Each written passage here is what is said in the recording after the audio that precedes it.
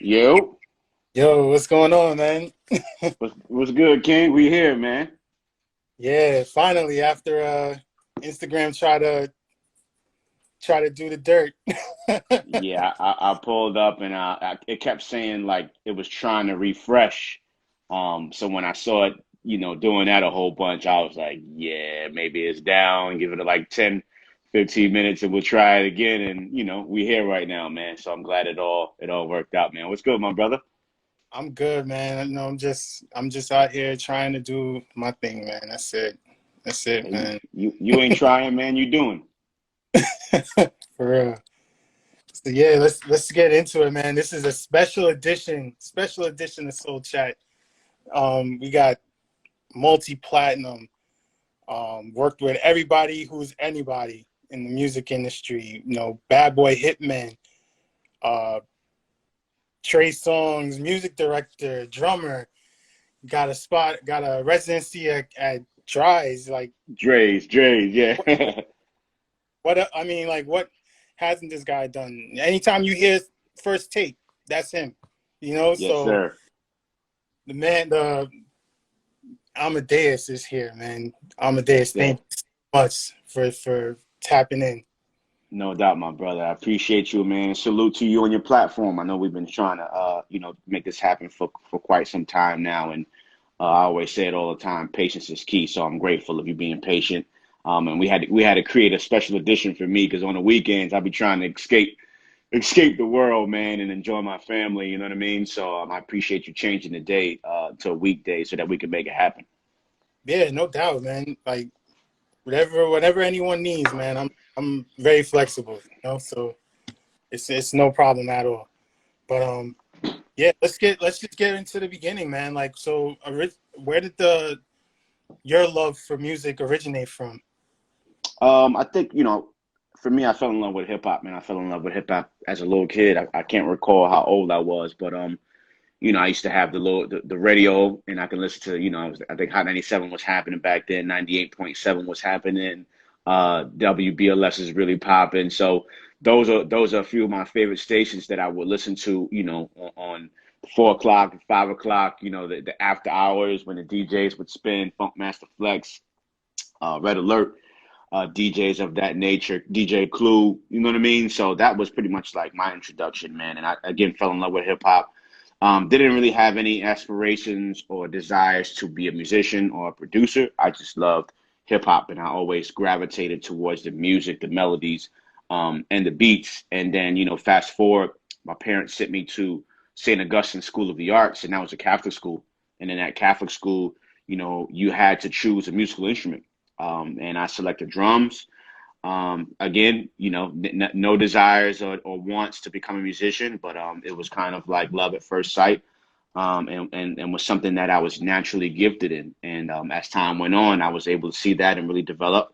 And then, of course, with me having to play that instrument, it turned from it being something forced into something that I loved. And then I fell in love with drums, fell in love with production, decided at a really young age, about 14, 15 years old, that producing was something that I wanted to do professionally, and being a musician as well. And here we are, almost over two decades later, man, producing for over 100 artists, touring with Trey Songz for the last 14 years. Dre's night resident, like you said, drummer. Dre's nightclub resident as a drummer for the last 4 years. Is a blessing. I mean, that's amazing, man. Like, um, as far as your production style goes, like, what do you attribute that to? Like, who were the producers that you kind of looked at and was like, I like what they're doing? I loved, I was, and still to this day, a big fan of Puff and the whole Hitman, the original OGs, D Dot, Mario Winans and Stevie J and Ron Lawrence and Chucky Thompson and all of, Buck Wild, all of the original Hitman producers. So I was always intrigued by what Bad Boy and what Puff built as a brand and as a musician and as a producer. So the Bad Boy Hitman, of course, Timberland, the Neptunes, Kanye. Rodney Jerkins is one of my, hands down, one of my favorite producers of all times. Um, who else? Swiss Beats, of course. Alchemist. There's so many that really Havoc, that played RZA. so many that I can name that, played a part in me becoming a record producer and falling in love with hip hop and production and stuff like that. So yeah, absolutely. And then, even now to this day, I respect a lot of the new young legends that's going to come up that's doing great things. Hit Boy and Murder on the Beats and Jetson and a lot of the youngins that are really doing their thing, man. So I grab inspiration from any and everybody. I have love for everybody. Everybody that creates great music inspires me as a whole. That's what's up, man. Speaking of Hit Boy, how did you come to get in touch to join them? It was always a dream for me. It was always a dream for me. Again, Puff was someone that I still to this day look up to as a role model. Not just musically, but his swag, his style, his demeanor, his love and passion for business and music. And I just wanted to be like him, man. So everything that he was involved in, everything he did, I would try to emulate. And that's what it was. So, as I got into my career as a producer and started to flourish and really build my name and my brand and my resume, an opportunity opened up. You know what I mean? And I would, D-Dot, who created and produced like Hypnotized for Biggie and All About the Benjamins and Money, Power, Respect, like he was always one of my mentors. Same thing with Buck Wild and Buck Wild produced I Got a Story to Tell for Biggie and I Love You by Faith Evans and Whoa from Black Rob. Like I was surrounded by these legends and OGs, man, and they would always school me and make sure I was doing the right thing and my drums was knocking and I was sampling the right things. And so I was always kind of surrounded by Bad Boy. Had the pleasure of shout out to Bobby Springsteen, who was the director of A&R at the time, who put me in the studio, me and my partner at the time, Soup, in the studio with the late great Heavy D, and we was in studio with Heavy D for like, like a month.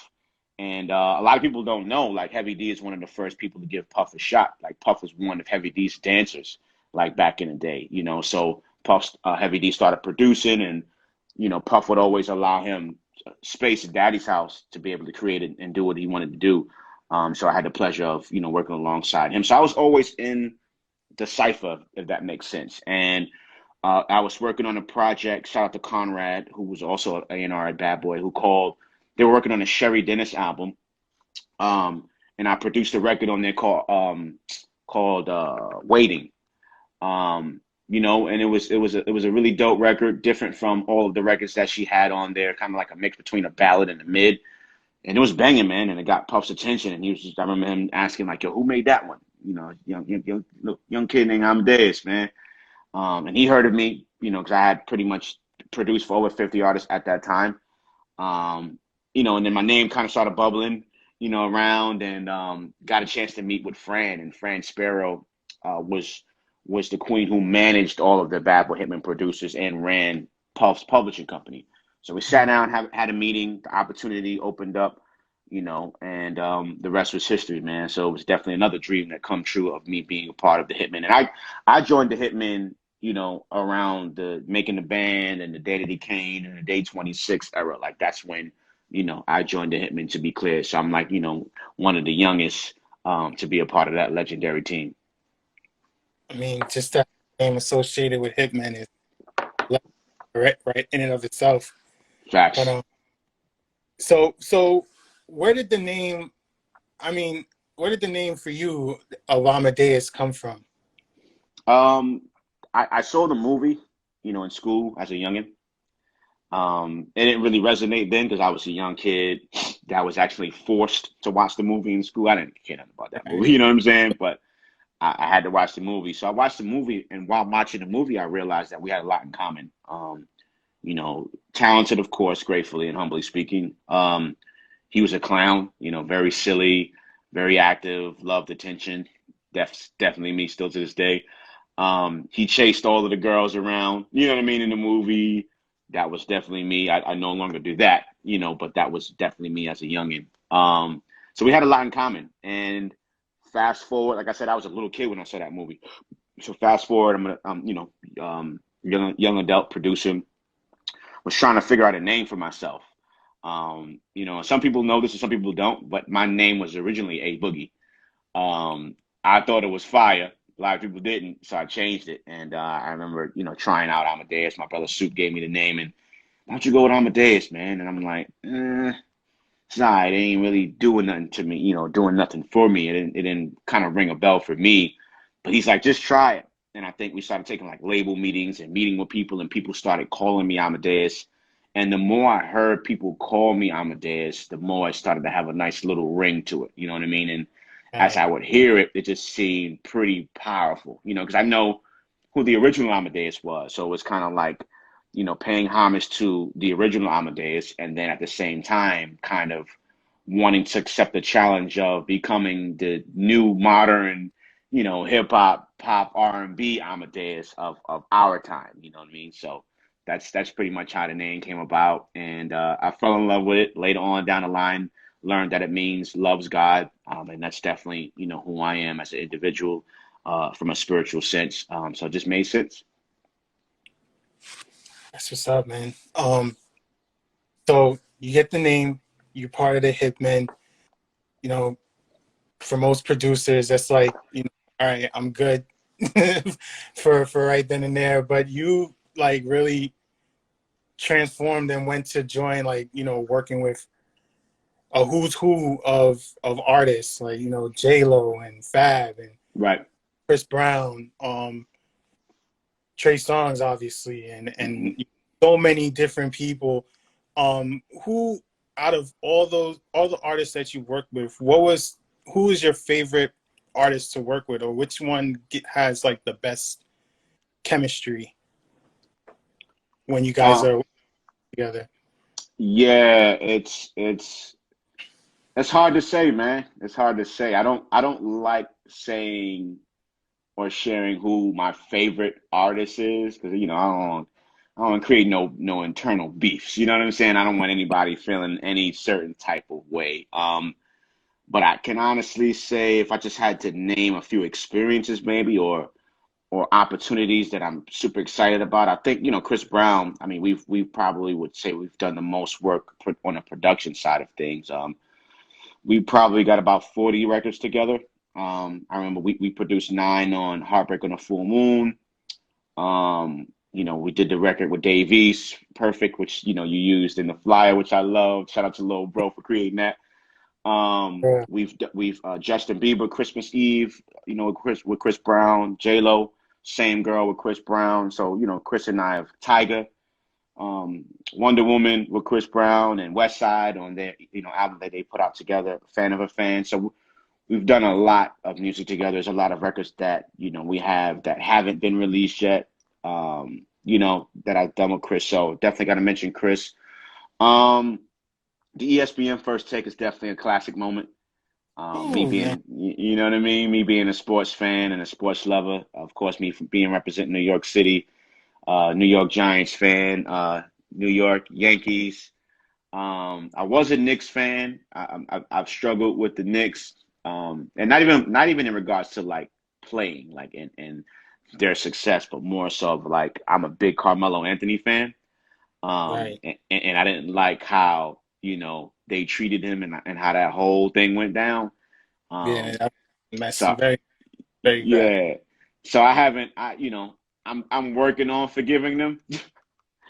Because I'm big on love and loyalty, man. You know what I'm saying? Like I'm big on loyalty, and to treat someone of that nature who's done so much, for the brand, and for that team and organization, it just shows you how disloyal people are, and how people just don't care about individuals and what they've done for you. You know what I mean? So I don't, I've lost a lot of respect for that organization based off of that. You know what I mean? So I'm actually been repping Brooklyn for the last few years. And shout out to the Nets, who has KD, Kyrie, and James Harden.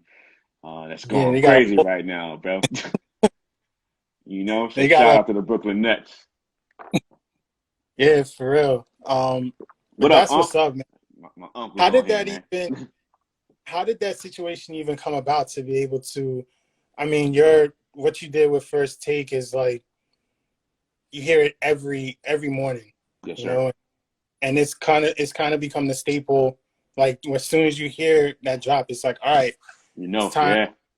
It's time to see what Stephen A. about to say, So it's Right. like, so how did that situation even come about for you to be able to work with them? I love that question, man, because it's a pretty cool story, and I'll move it along quick. But so I was already kind of working with ESPN. I do a lot of the scoring, like meaning like when Sports Center's on and some of the other shows is on, the music that's kind of playing underneath highlights and stuff like that. A lot of that is my music, even in First Take. That's there, during the show. Besides the theme song, like music that's playing in the background, a lot of that is mine. So I was already working with them, and I had that relationship already built.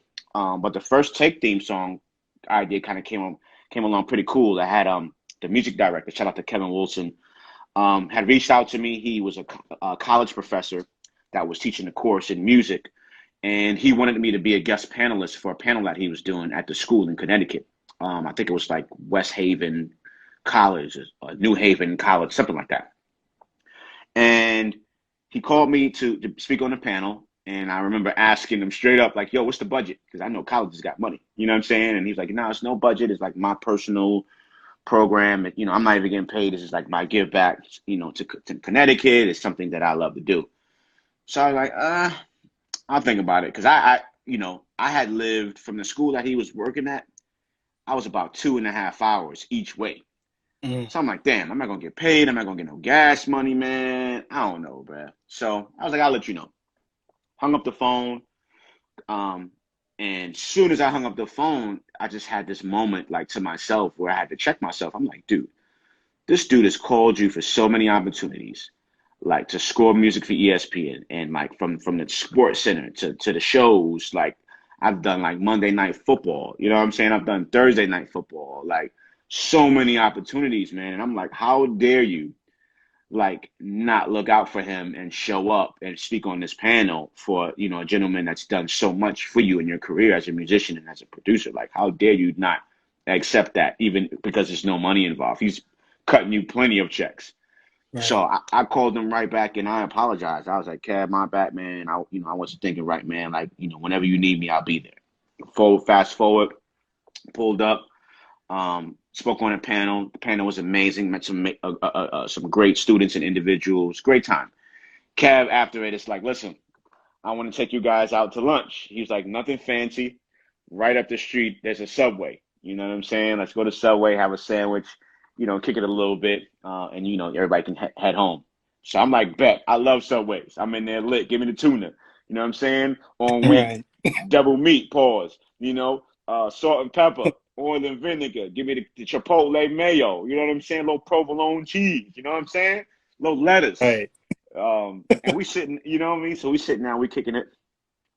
And the topic comes up. He's like, yeah, I'm working on this First Take theme song. Mind you, I wasn't even a fan of the show. Like, I didn't know nothing about the show. And he's Mm. like, yeah, I didn't know nothing about the show. He's like, I'm working on this theme song, and I'm trying to get Talib Kweli.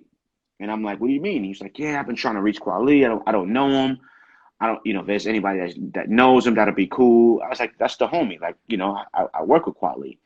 So I was like, I'll reach out to him. I'll put you guys in contact. And he's like, okay, cool, great. This is amazing. So I'm like, but who did the beat? Who's going to do the beat?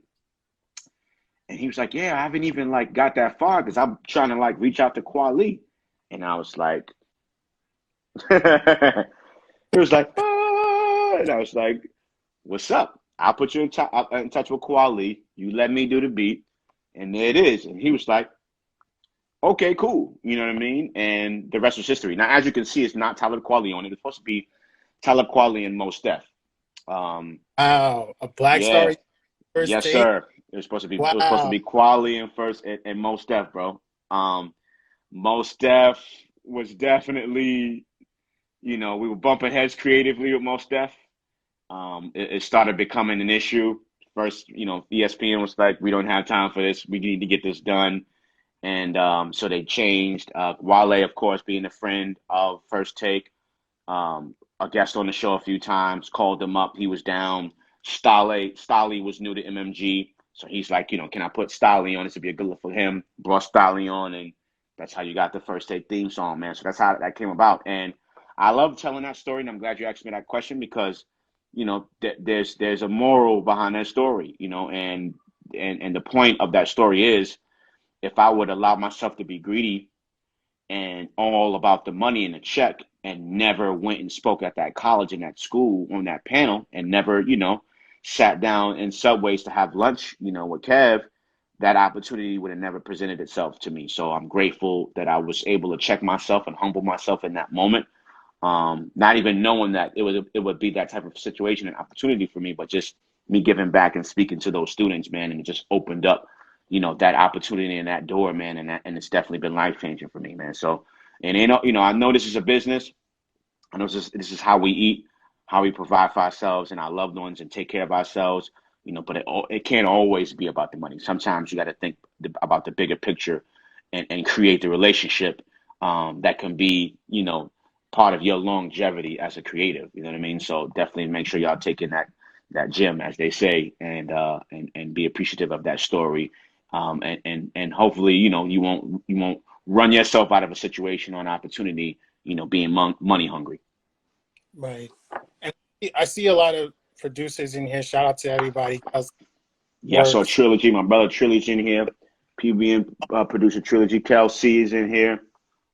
Can you just speak on, like, following up on that, can you speak on the importance of networking and building relationships and maintaining relationships as far as producers go? Because I feel like that's one of the most important things as a producer. The talent, the dedication, everything, that's, you can have that, but it's such a who type of business, Right. and type of relationships that you can build. If you can just speak on, from your perspective, the importance of building and maintaining those relationships. I mean, I feel like it's the key, man. Most people think that, success is built on and only based on your talent and how dope you are, man. And I feel like that plays an important part. Of course, you have to be dope in order to, make it. Or do you have to be dope? I mean, there's a lot of music that we don't love, that we don't co-sign, that we don't think is great, that's winning, and we're not gonna hate on nobody. You know what I'm saying? Because at the end of the day, for anybody to become successful, especially in music, is a blessing, man. And for anyone to be able to, do something positive like create music and take care of themselves and their loved ones, is a blessing, man. So salute to everybody. But I feel like relationships are everything, man. And I pride myself on maintaining relationships, um, on caring for one another and caring for people, and not just allowing it to be about music and buy my beats. You know what I'm saying? Or let me be on the album. Like, I wish people a happy birthday. I check in every now and then, see how people are doing. Ask about their kids, ask about their families, wish them a Merry Christmas. Like, just be normal, be regular. If they need information, if they need advice, if they need encouragement, be one to do that as well. And that's who I am, man. And I feel like that's really important. So again, it's not just about being in the studio all day and making hits and being dope behind the boards, man, but just being a dope person in life, just being a humble person, an individual that people will want to be next to and be around and surround themselves with. You know what I mean? So I think networking is very key, and be genuine. Right. We all want something out of something, or want something from somebody, and that's real. That's just the reality of life, right? But foreplay it a little bit. You know what I'm saying? Like, don't just go in like, yo, I want to get on the album. Like, yo, how you doing? Everything cool? How you feeling? Everything good? How's your family during the pandemic? Like, you know what I mean? Like, you've been able to work. Like, you good? Like, you know what I mean? Like, show that you care, and show that it's not just about taking, but it's like, nah, this is going to be a mutual thing. I'm going to be a blessing to you.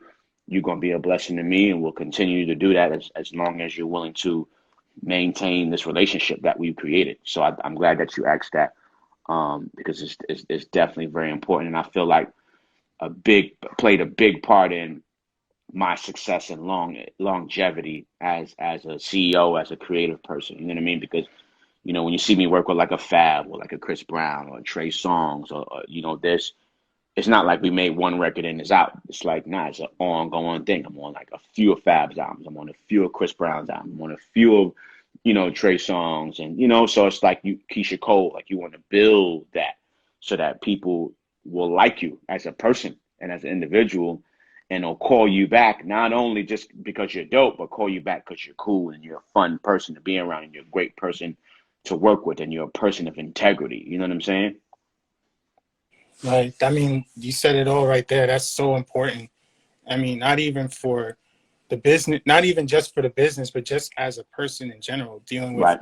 life. Like, always be genuine in what you do, no matter who you're speaking to, don't fake the funk, you know, like Right. be you, real, and be that's if you guys aren't listening to these gems, you definitely need to be paying attention to what Yes, Amadeus. sir.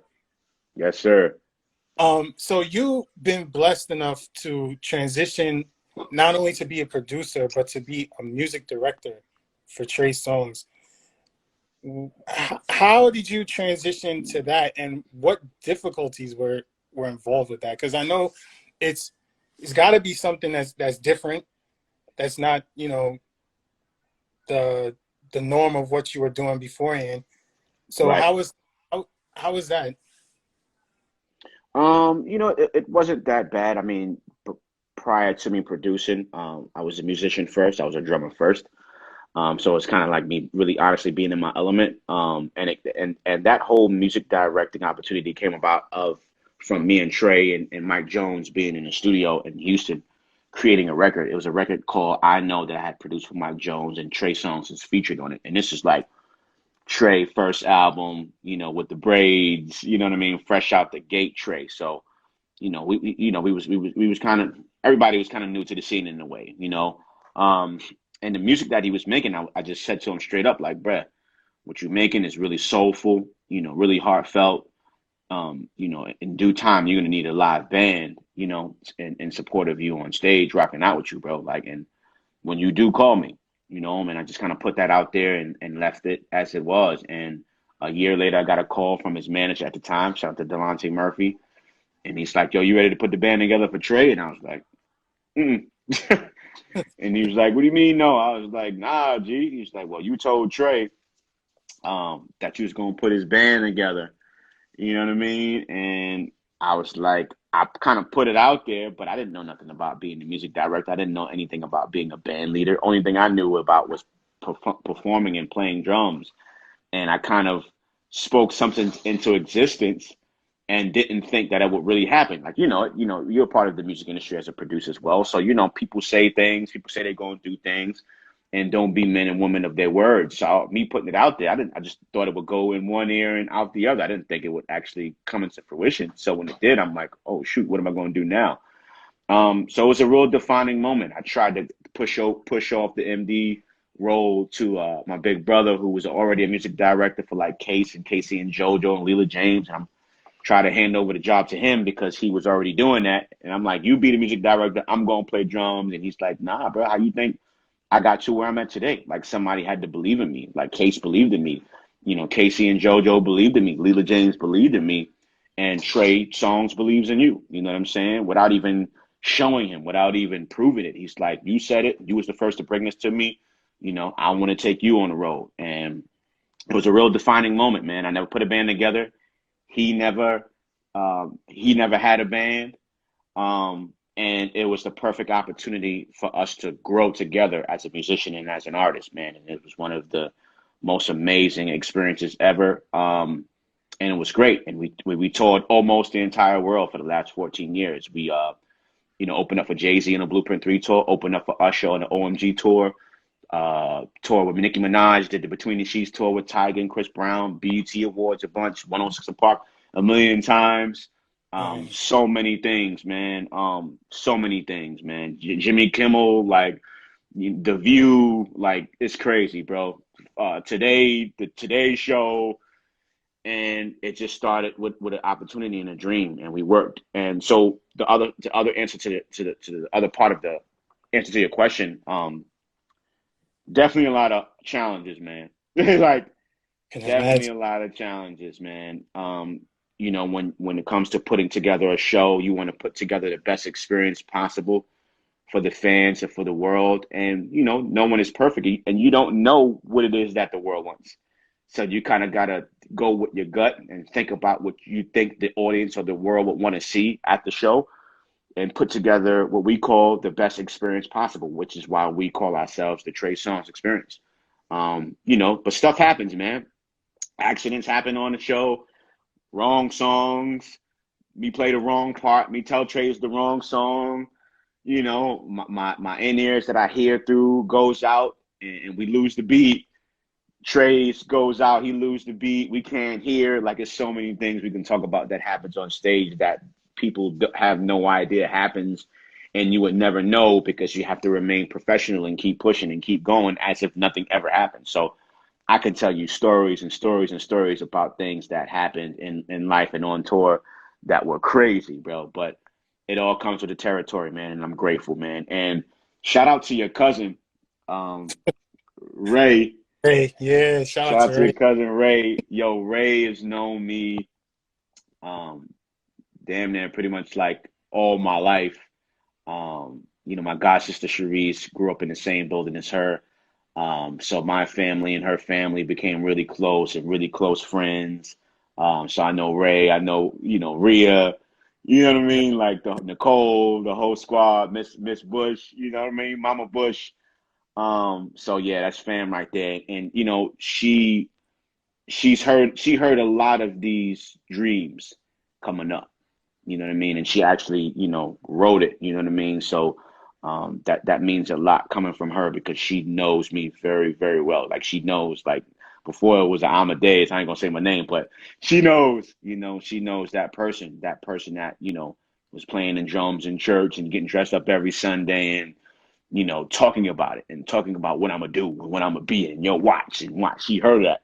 And the dope right, part was, she heard it and was supportive. You know what I mean? It wasn't like she heard it and was like, whatever, or like, you know what I mean? Like, laughed. Like, she never laughed at my dreams. She never laughed at these thoughts, man. So she's actually a witness of like someone who's been there in the earlier days of my career that heard me talk the way I talk, that heard me say, yo, one day I'm gonna be with Puff. I'm gonna be a hitman. Yo, one day I'm gonna be doing this. One day I'm gonna be touring around the world. One day and I said it and I believed everything I said, like for real. And I shared it with, everybody that surrounded, that surrounded me. And some people laughed, some people didn't believe, some people thought that my dreams were really far fetched. You know what I'm saying? But again, she was definitely someone who saw it, believed, and pushed me, man. So shout out to Ray on here right now, your cuz, bro. She was like, yo, my cousin trying to do an interview with you, bro.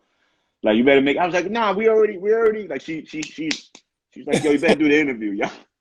for real. Shout out to her, man. She's always supporting, and Absolutely. I date it all the time, man, because that's my fave cousin right there, So Hey, oh, you about to start some trouble with the fan, boy. You better be careful, man. nah, but so platinum producer, tour, a music director, drummer, CEO of Platinum Boy Music. What made you start the label? It's a funny story. I got a lot of funny stories, man.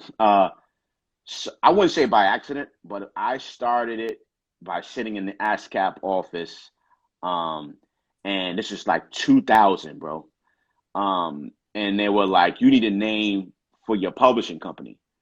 Like we have your name, we have you all locked in, you know what I'm saying? But we you need a name for your publishing company. And I'm like, damn, and I'm already terrible with names and coming up with names. I sucked at that. Like, but it was real simple. I was sitting there and I was like, well, I want all of the records that I produce to go platinum. And I'm a boy, platinum boy. And I submitted it, I turned it in. The name was available, no one had used it. And that's pretty much how it started. So it started with just me and turned into a production company. So it's not a label, a record label. I did have artists in the past and have released records in a project, but it's really a production company. That houses producers and songwriters and stuff like that. So that's pretty much what it is today. Very proud of the imprint, very proud of the brand. So for me to start, over 20 years ago in the ASCAP office by just saying, hey, I want my records to go platinum and me a boy and put that together to now a name and a brand that's known worldwide. It's definitely a blessing. That's what's up, man. And you definitely are a person that likes to give back, just by starting the production company, giving other producers a chance to get their name out there and to be heard and to really make moves in the industry, but also to be able to, give back and speak Right. to, you know, people at schools, people in colleges. Um, what can you speak on the importance of being able to give back and be a person that not only, you know, gets out of, you know, and makes it, but can Mm-hmm. also turn around and extend your hand out to be able to bring somebody else up with you. Right. I mean, I know how hard it was for me to get to where I'm at today. You know what I mean? And I think that's the thing that's important to me, where it's like, yo, I know what it feels like to want to get on. I know what it feels like to want to be seen and heard, but don't have an opportunity or don't have an open door to walk through. You know what I mean? So I know how difficult that is. And a lot of people, and I've seen a lot of people who struggle just like we all have to get on, and then once get on and then forget what it's like to not be on, or forget what it's like to, you know, when you were in the process of getting on. And I hated it. I just thought it was really whack. And I just wanted to make sure that regardless of how much success I obtain, how far I get, that I will always remain humble, always remain level headed, and just remember and don't catch amnesia all of a sudden because I'm cool and I'm on now, and forget like, nah, bro, this is it's really hard to get on in the game. It's really hard to be seen and heard and respected, and to get your props and to get on these albums. So I just wanted to be the opposite of what I saw happening around me. I wanted to make a difference. I wanted to, you know, help people. I wanted to open doors for people and walk people in. You know what I'm saying? It's like, and not even wanting anything in return. It's just my nature. It's how I'm made. It's you know, the blood that I bleed. Where it's like, I love helping people. I love giving back. I love being a blessing. I love putting smiles on people's faces. I love encouraging people. I love the people that say, yo, I heard you speak. I wrote an interview. I'm listening to this conversation, and just hearing you speak just pushing me to go after what it is that I love and most passionate about. Like, I love that. Like, that's, to me, the highlight of me being Amadeus. Like, the accolades is cool. The plaques, the wall art, what I call it, the traveling, the accolades, all of that's amazing, right? But the moment someone else comes along, man, you know, the world shifts to that person. And now that person is the truth. And now that person is the one. And that person is fire. And, you know, people tend to forget about you being that, you know, if you're not on fire in that moment. But when you're a blessing to people, when you change people's lives, when you motivate people and you encourage people and you empower people, those people are for remember you for as long as they can, because they remember the moments of you pouring into them. You know what I mean? So that's really the highlight of being Amadeus and being in the position that I'm in, and being respected in the music and appreciated in music. Like, that's what I love the most about me being who I am. And that's amazing, man. Like, it's like you said, in this industry, it's very seldom that you find people who make it and also want to give back and help other people make it as well. Right. You know, I can name countless stories of, but that's really dope to see, man. I'm happy to see that, you know, that you've been doing that, and it's inspiring for real, because like I said, not a lot of people do that, and for you to do that and to do it so willingly, it's really inspiring to me, because No that's the doubt, type man. of person Appreciate you. you know, I try to help as many people as I can, you know, in whichever way I can. Right. So you do it on that scale, that's inspiration for real, to keep that I'm doing the right thing and to keep doing it. Yes, sir. Appreciate you, Kig. It means a lot to me, man. For real. So to nearing the end of this, we usually do what's called a fantasy round. So you're in uh you're in the studio, and this is your perfect session. So who would be the rapper? Who would be singing the hook on the song? Ooh. Who who's producing? Who's engineering? And what label would this project come out on? Wow. Um, that's pretty dope. Biggie will be the artist. Rest in peace. Um,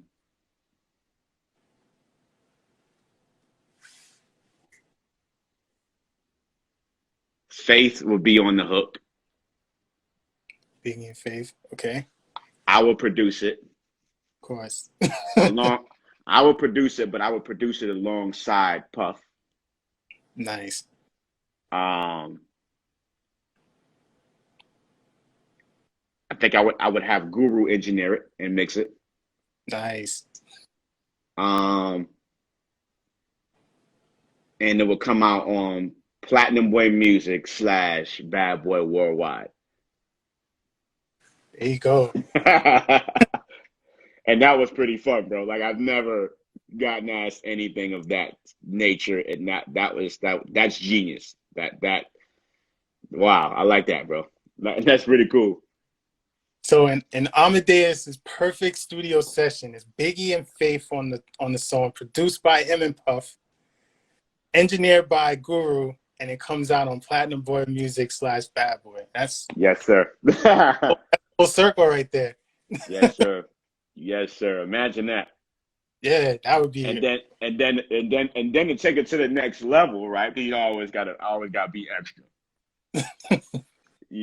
If I was able to do a remix, Mm.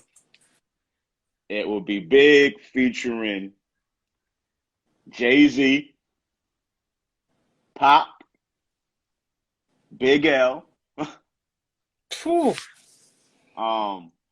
Big Pun,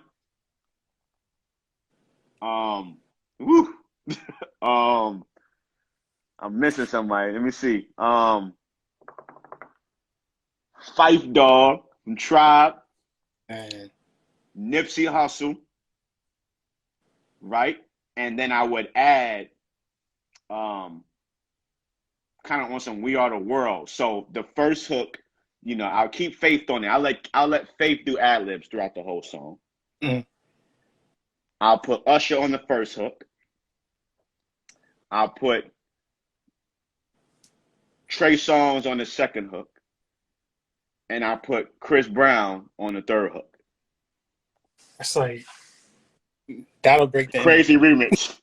Crazy remix. And then on the bridge, I'll put Beyonce. Man. I'll put Beyonce and Michael Jackson on the bridge. That's it. That's it. Greatest song ever. Bruh. And then I would add Quincy Jones as a producer. To bring in the oh man, to bring in the whole, you know what I'm saying? To bring in the whole thing. That's like Super Friends. It's like Bruh. That'll be crazy. That'd be like on some We Are the World, Amadeus. Like, what are you thinking, bro? Like, you got me going with this whole fantasy thing, man. Yeah, man. Well, yo, Amadeus, thank you so much for taking some time out. I know we had a little bit of issue earlier. Nah, man, it's all good.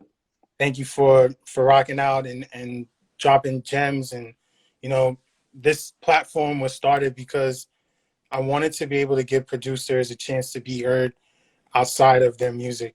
There's so many talented producers out there, but like we just hear whether it's their accomplishments or just hear whether it's them at a beat battle or something like that. And I just wanted to be able to start this platform so people could get to know them outside of that, kind of hear their journey and what makes them tick a little bit. And to be able to hear from where you came from to everything. Everybody knows the accolades and the placements and the touring, but to be able to hear the person and know more about you and be able to hear what makes you tick and what makes you as genuine as you are, like this was a blessing to be able to sit down and talk to you and kind of give you your flowers while you were here, because you've done literally everything a producer wants to do in the industry, and it's certainly everything I want to do in the industry. So, just to be able to give you your flowers and to sit down and talk to you, man, this was amazing. Wow. I'm grateful, man. I'm humbled. And I'm proud of you, man, and salute you for having an opportunity for me to come on here, man. I'm grateful and I'm humbled. This is a great thing that you're doing. Because like you said, most producers is all about the music, and you hear their songs, you hear their records, but not a lot do you hear them speak and share their stories and their testimonies and stuff like that, man. So I'm proud for you, proud of you for creating this platform. Proud of you as a musician and as a producer. You've always been dope. I've heard you many times in various beat battles where you shut down and went crazy in there, man. And I'm sure that you're making a lot of great music to this day, man. And keep it up, man. Keep it up. Just like, it was a dream for me, and I made it happen, and it's a dream for you, and you're making it happen. Keep pushing, bro. It's all obtainable. We the same, man. You see how we all tied in with your cousin, like we the same. We from the same cloth. You know what I'm saying? Like we breathe the same air. We have blood as well, pumping in our hearts and in our bodies. We're all human beings. And it's just about how hard you're willing to go, how hard you're willing to work, how you'll not accept no for an answer, how you allow hate and doubt and fear to push you and inspire you and motivate you to really go after what it is that you love and passionate about. So keep up the great work, man. Be safe. This pandemic has been a lot to us all, so just, keep being safe, stay out of harm's way, protect yourself. And again, much love to you for having me, man. Blessings to you, blessings to everybody that pulled up. That was a part of this conversation. You could have been anywhere. You could have been watching TV. You could have been playing video games. You could have been outside getting, some fresh air, but you're here locked in with us. So I appreciate everybody for tuning in. Much love to everybody. My brother Soultronics, much love to you too, King. Thank you, man. And just to add on to your sentiment, thank you to everyone that's been, rocking out with Soul Chat, especially for this episode, man. It's the love is just, really appreciative. I really appreciate you guys for rocking out with me. Listening to everybody, listening to Amadeus, and this was a special edition, and we out. Word. Much love, yo. All right, man. Have a good one. You too, King.